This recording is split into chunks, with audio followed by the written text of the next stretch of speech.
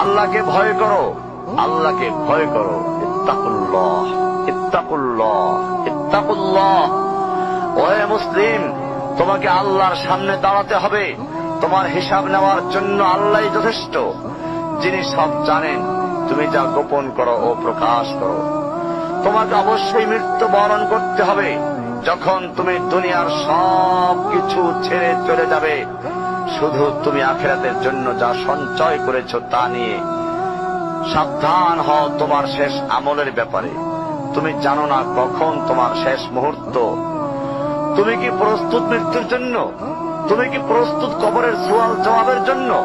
তুমি কি প্রস্তুত ভয়াবহ কিয়ামতের জন্য, হাসরের ময়দানের জন্য, হিসাব নিকাশের জন্য, আল্লাহকে জবাব দেওয়ার জন্য, মিজানের জন্য? তুমি কি প্রস্তুত চুলের চাইতে সূক্ষ্ম, তরবারির চাইতে ধারালো পুল সিরাতকে পাড়ি দেওয়ার জন্য?